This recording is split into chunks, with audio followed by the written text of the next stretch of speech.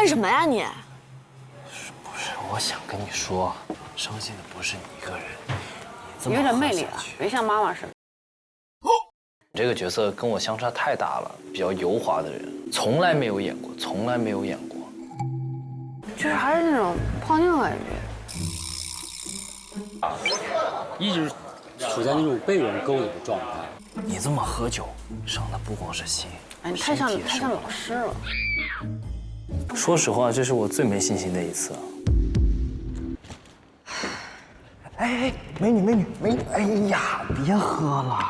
你干什么？伤的不光是心，身体也受不了。伤心的不只是你一个人。我知道你不在意自己的身体，你拼命喝酒，你难过。可是呢，你摔倒了，我就是站在你旁边，眼看着你难过下去的人。我于心不忍，我办不到，我心会痛。不吃你这套。再来一杯。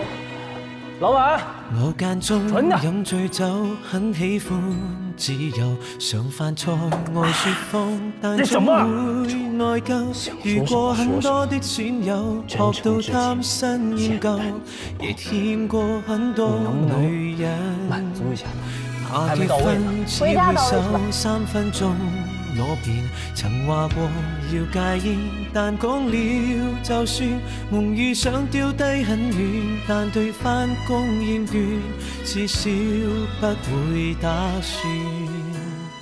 但是仍唯獨你愛我這廢人，出錯你都肯去忍。你知道我哥什麼人嗎？然而誰亦早知不會合襯，偏偏你願意等，為何還喜歡我這種無賴？是話你盡還是很偉大，在座每位都將我踩，口碑有多壞，但你亦永遠不見怪。何必跟我這種無賴？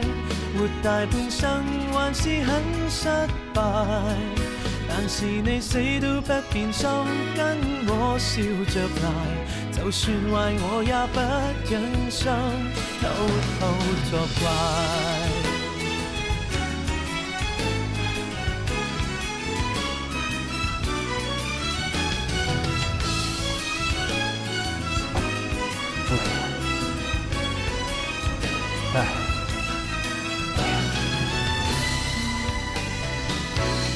一看到你，我就知道，你是一杯烈酒。